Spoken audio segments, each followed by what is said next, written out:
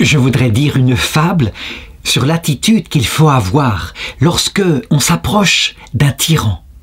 Lorsqu'on est en cour avec lui et que ce tyran peut d'un coup de patte nous tuer. Comment faut-il être?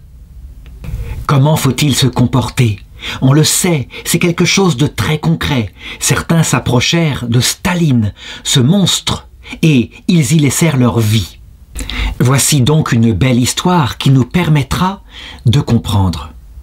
Un jour, Sa Majesté, le lion, voulut connaître de quelle nation le ciel l'avait établi comme maître. Il manda donc, par député, ses vassaux de toute nature, envoyant de tous côtés une lettre circulaire avec son sceau.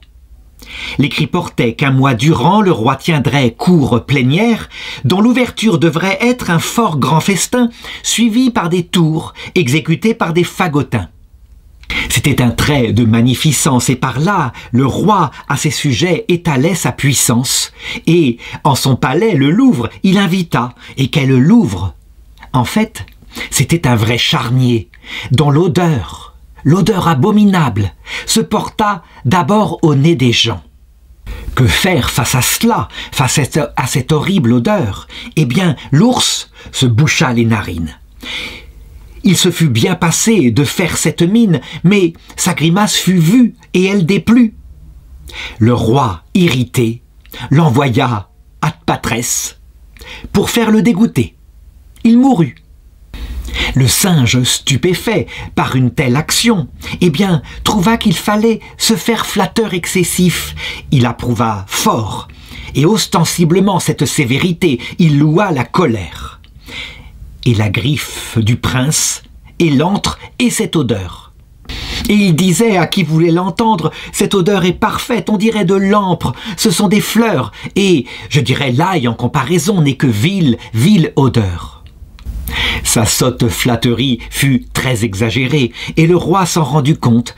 Il le punit encore, car Monseigneur, ce lion-là, ressemblait à l'empereur Caligula, et celui qui lui déplaisait, il l'envoyait dans l'autre monde. Le renard était proche, et on l'interrogea. Le roi lui demanda « Que sens-tu? Dis-le-moi, parle sans déguiser. » L'autre sentit le piège, et aussitôt s'excusa. Il dit « J'ai un grand rhume, je ne peux rien en dire sans odorat. » Bref, il s'en tire, il sauve sa vie. Eh bien, que ceci nous serve d'enseignement.